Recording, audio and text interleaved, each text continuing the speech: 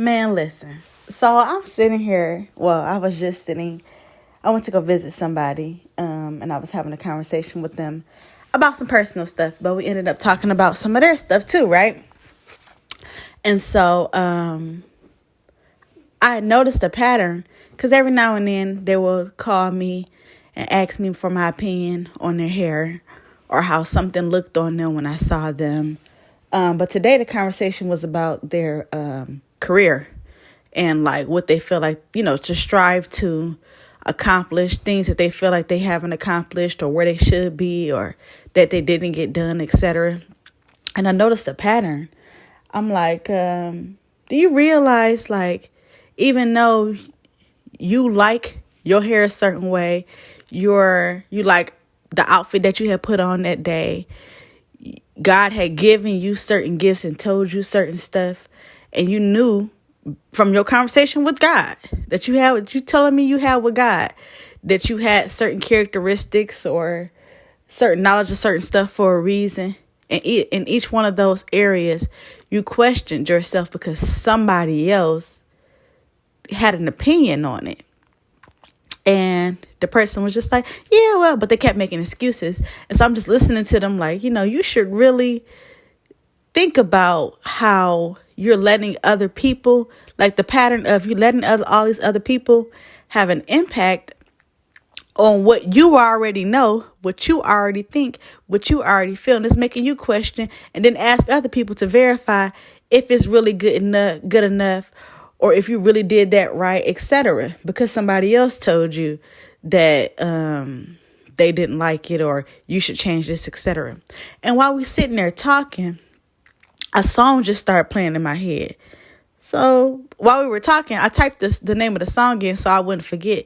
But I waited till I left. I played the song. I looked up the lyrics and was just reading on the lyrics. And the song was "You Can't Win" from The Wiz by Michael Jackson. And so, I watched the movie quite a few times over my lifespan. As a child, I've seen it as an adult. And I was just thinking about what was happening when that song started playing. And it was the part where the scarecrow, if anybody's hasn't seen The Wiz, or if you have, whatever, the scarecrow is mounted up on, what's that, the piece of wood that scarecrows be mounted up on. And the scarecrow was just talking about, if I only had a brain or whatever. And the crows are around it, taunting it, telling the scarecrow to sing the song. One crow came and told the scarecrow that, started cracking jokes on him and hurting his feelings, taunting him, saying, you ain't even got no brain. But the scarecrow talks very intellectually, speaks the proper English vernacular, can quote philosophers and everything. But here he is feeling bad about himself because he's like, man, if I could only have a brain, the things I could accomplish or achieve or whatever. And so Dorothy comes along and she's like, oh, well, I'm going to take you. I could take you to go see The Wiz. The Wiz can give you a brain, can give you anything. And all along, in every room that the scarecrow went in, he was the smartest one in the room. Everybody else had brains in the room. The scarecrow didn't have a physical brain, but he was the smartest one in every freaking room. So here he was, even though he was super intelligent without this physical form of something. He thought that he needed something external in order to fill him up, for him to be good enough for life or, to be accomplished. And I'm just like, we have to be so mindful of who is speaking life into us. Like, if you don't know who you are, if you don't already know who you are, somebody can come tell you some stuff and it make you second guess all of everything that you've accomplished, who God has already told you, who you already know you are. It'll make you question that, right? Then I just started thinking about the story of Jesus when Jesus was tempted by the devil, right? So what's that? Matthew chapter 4, verses 1 through 11. Satan is tempting Jesus. He tempted him 3 different times. I can't quote it all, word from word, but one time he tempted him. He said, like, if you really the son of God, you would jump off this cliff or something like that, and the angels will catch you. And Jesus, like, it's already been written. And so the devil, like, if you the son of God, you would turn this stone into bread. And Jesus, like, it's already written. If you didn't already read it, and you already know who I am, and I know who I am, why would I have to prove myself to you? But had Jesus not been self-aware of not only who he was, but what God told him, like, he is God. But when you're not already confident in who you are, people can come and speak stuff into you that make you question who you are. Then you out here proving yourself for what? You already knew. It's already proven. You out here wasting time and energy trying to prove yourself to somebody who is what? Like what? Like them crows was weak as heck. They couldn't sit there and quote philosophy. They couldn't talk as be grammatically. Look at me over here stuttering and stuff. Grammatically correct. You're not speaking the proper English vernacular. And I know I speak in slang a lot on this podcast, but I know how to speak in real life. But I know I'm talking to my peers, so I can talk. I know how to do both. Okay, you get both. But the crows didn't have it. So here they are trying to taunt him about what he didn't have in physical form, to say, oh, because you ain't got no brain, you ain't even worth nothing. And he really then took that, and now he really feeling like, man, if I only had a brain. He on a whole journey to go find a brain. Something you already had what you needed all along. It was internal. There may not be a physical form. You may not be able to prove it to other people, but it ain't for you to prove to nobody. And sometimes we can prove it, but for what?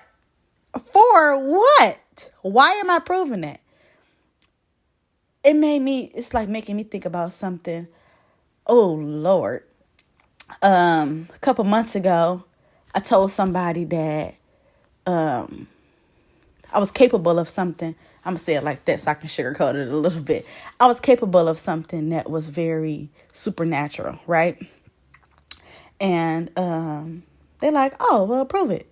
And I'm like something in me, they didn't say prove it. They just say, oh, show me. And something in me was just like, I just felt it in me, like, no. You're not. Why are we proving it? This is not the setting for you to prove that in, first of all. But second of all, for what? I don't need to use that gift right now. What I would be using this gift in an environment right now where there's no reason for it. So I'm wasting. That's wasteful. I need to, even though I'm in a position where I could use it immediately, but why would I waste the time and energy? Because you want me to prove it to you so that you're aware for yourself that, oh, wait a minute, she really does have it. Nick, y'all almost got the N word out of me. But this is why I make sure I put this podcast under mental health and not under Christianity, because God, we still trying to develop over here. We still trying to figure it out. But just like, what? And as soon as after that conversation was over, God showed me that scripture and told me to go read where the devil was tempting Jesus. And God, sis, I'm glad you listened to me. That was me, the internal voice telling you, you bet not try to prove it to him. You better not. And I'm glad I listened, because a part of me wanted to just be like, go ahead and do whatever it is I told him I could do. But then, I'm glad I didn't, because it was just like, what? And then the person supposedly has the same gift. And a part of me was just like, afterwards, like over the time, I just been like, do they really got it? Or did you really, or do you even really have it? Because I've never seen your proof of it. Did you want me to do it so that you can see for yourself, like, oh, like somebody else like has it in real life? Or what can I do? Or let me ask her questions on how she's actually executing on that so that I can try to really get it. Because I don't even know if you really got it. Like, the devil, the enemy, tries to replicate everything God does. So him sitting here tempting Jesus to see, like, if he can do whatever. But you're trying to observe him. You want to observe him so you can replicate that in the opposite form. You want to figure out how to replicate that. No, baby, this ain't that, Pooh. No. You don't have to prove yourself to somebody, to anything, to anybody, anything, when you already know who you are. Especially, one, you know what you're looking in the mirror at. Two, you know what God told you. If God told you who you are, then took the time to, tell you who you are, what you're capable of, what he's using you for, etc., especially when it comes in that area, don't you dare, when it's not the time for it, go trying to do it just to prove to other people that you are capable of it. Like, don't be like the scarecrow, because you can win. That song, I was playing the song, like, listening to how pessimistic it is. Like, it's like, you can't win, child. You can't get out of the game. And I'm like, oh, man. And he's singing it out loud, and he's singing it with soul, because he really believed that he really couldn't, like, he really didn't have it. He really couldn't win. And you had it all along.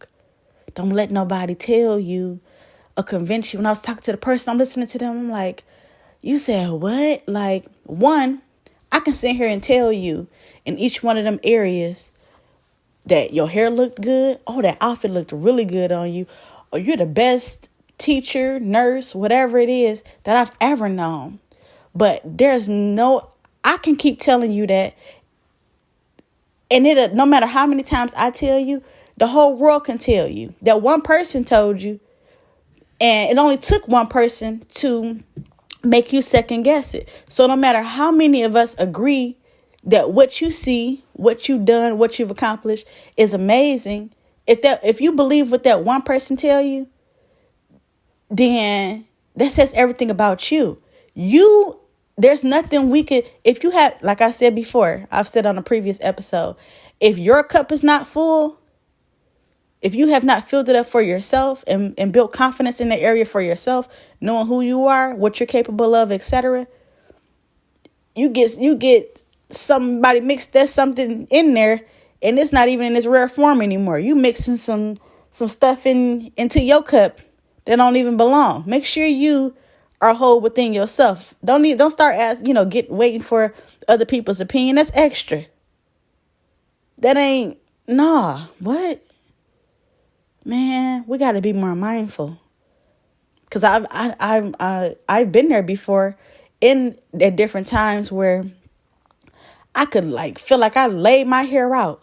One person say, I don't really like that. Like, I think you should keep your hair short. I don't like the long go. It makes your face look XYZ.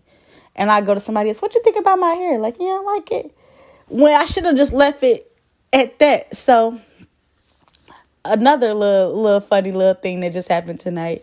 After me and the person had the conversation, I was telling them, like, are you realizing the pattern that you listen to yourself? And they're like, yeah, you're right. I got to see it within myself. And so I had told them about something. I've been planning this change for about 2 months. And I'm like, yeah, like next month. Well, I got 2 more weeks and it's about to happen. And they were like, I think you should do this instead of that. And I'm like, nah, I planned for this. I'm doing this and I got 2 more weeks. I planned it back in February. I got about 2 more weeks. It's going down. And they were like, well, this will suit you better, or this would be a better idea. And I was like, I want you to look at how I'm responding to what you're saying. And I'm going to exemplify for you what you should be doing in your life, because you can have an opinion, but I've already decided. So, just like a game of tetherball, that bounced right off. It came and it bounced back. Oh, okay. I heard you. Okay, I heard your opinion. I didn't have to second guess it either, because I already had a set in stone. I already had my mind set on it. You know, I didn't weigh the pros and cons for myself. I done went to God. Sometimes we ain't gotta ask God about certain stuff, but I asked God, like, I don't want to. Well, I said, like, I don't want to, take a risk like this. If you don't think it's a good idea, what you think? And I literally, because God is very creative, in a creative way, told me, like, go for it. Like, you do you, boo. So I got all my confirmations. I'm ready for these next 2 weeks so I could be, do whatever I was been planning. That bounced right back off. Like, all right. But yeah, just like, man, be mindful of who you got speaking into your life. Not only the people that you have speaking into your life, but because people we love can say some things that aren't in alignment with what we already think about ourselves and believe for ourselves. Doesn't make them a bad person. We just all have, we look at stuff different. We have two different visions and characteristics and ideas and different, forms of creativity. Doesn't make them a bad person because they think something different of you. But you got to know, you got to be happy with the person in the mirror. You have to be happy with what you're accomplishing and what you're doing, what you're putting on. If it's what you like, you do it the way you like it. Okay.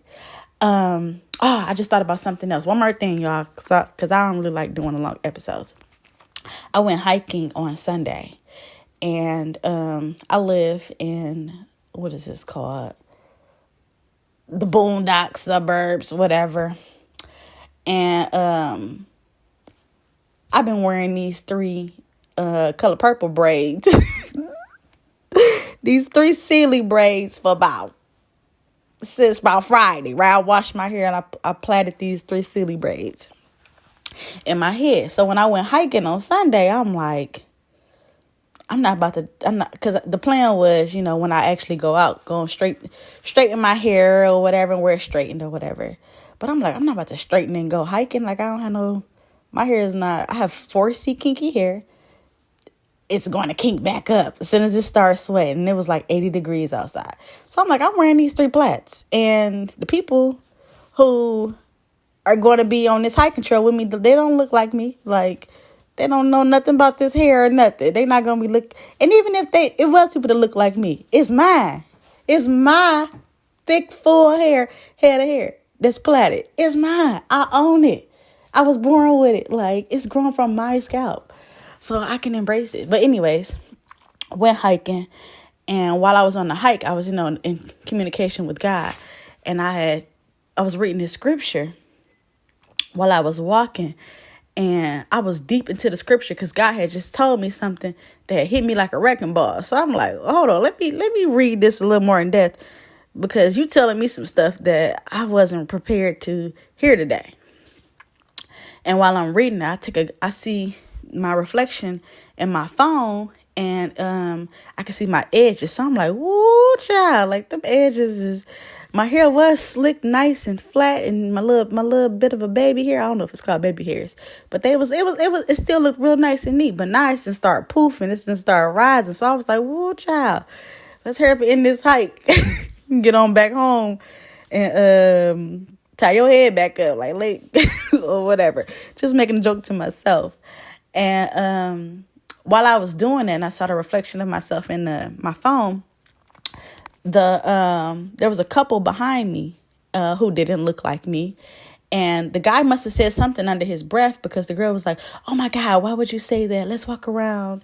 And so I figured, like, oh, he must have said something slick. But I didn't come out of the mode I was in to like really entertain or to figure out what he could have said or let it affect me emotionally. Because one, I didn't hear what he said, but two, I was in the middle of a conversation with God. I'm trying to understand the scripture or how it applies to me or what he trying to say, like whatever. And so I was, kept walking, and there was another couple with their daughter coming from the opposite way, about to walk past me. So I sped up my walk because I'm like, oh girl, you got to go ahead. You need to go ahead and get off this trail and get on to the house, because these three plaits is turning into a full afro. You're looking like Florida Evans. You need to go on, like, it's time to go on in the house. And the little girl said to me, what did she say? She didn't say hi. She said, no, yeah, she did. She did say, I was about to say, she said, you are beautiful. But she said, hi, beautiful. No, she didn't. She said, you look beautiful. There we go. She said, you look beautiful. And I just looked up like, thank you. And I was just talking to her parents like, all right, I was like, y'all don't know, but I'm a little bit of a crybaby. So that just made me emotional. And I really appreciate, you're a child who, she looks nothing like me. She was, she's a Caucasian little girl with long blonde hair. And here I am, this dark-skinned grown woman with this 4C texture hair, which is still beautiful. Just the fact that I was the complete opposite of her and she still could acknowledge me, or the fact that she was raised to even still embrace somebody that doesn't look anything like her and still embrace that as being beautiful. That was just like, wow, like to see that, especially in this day and age, with all the racism and stuff that's happening with the police and black people, to like observe that and see that, it just was like a beautiful experience. So I thanked her parents and I thanked her or whatever. But one, had I not already, I was playing with myself about, my edges being raised or whatever. But I left out the house the way I left because I already know this is mine. And this is how God created me. So if all else fails, if they hang up these flat irons, throw away all the flat irons and ain't no more weaves, no perms and stuff, I might have to look like this. So you need to go ahead and be comfortable with looking the way you look, or, whatever your hair texture is, whatever that is. Because if ain't no more hair products and all that, like, you gonna have to, that's exactly how you gonna look. So one, the observance of, I was already confident in myself before I left out the house. But when I almost slipped just a little bit to just be like, ooh, child, them edges, somebody like immediately has said to me, not even a couple seconds later, what did she say? You are beautiful. Oh, you look beautiful. I can't remember what I did. She just said you. She didn't say hi, beautiful. She said like, you are beautiful, or, oh, she said you look beautiful. You look beautiful. Like, the guy behind me could have said something poor, and that could have affected me in a negative way. Had he said, because he was Caucasian, a Caucasian male, so it probably would have been like, what, like, with a little attitude, because black women in their hair, whether it was my hair or the way I'm shaped, anything, my complexion, we would have got offended. But because it came from the same ethnicity, but a nicer thing, it felt better. Had I not already been confident in myself, either one could have impacted me where I felt like where I felt like it made me. The good is good, but my cup was already full, right? The bad could have been bad, but my cup was already full, and it didn't really, do it. But I made sure I acknowledged that little girl, because, it's important how we're raising our children. I don't have any kids, but how children are raised to think, and, it starts in the household, how they grow up into adulthood and operate, and what career fields they work in. They interact with people that don't look like them. Like, all of that is so important. But yeah, I just wanted to talk. You can win. Don't get like the scarecrow and have a pessimistic attitude, thinking that you have to look for outside sources of confirmation to give you what you need, or what, nah, poo. You can win. You already got it. It's all internal. All right. I love you all in real life.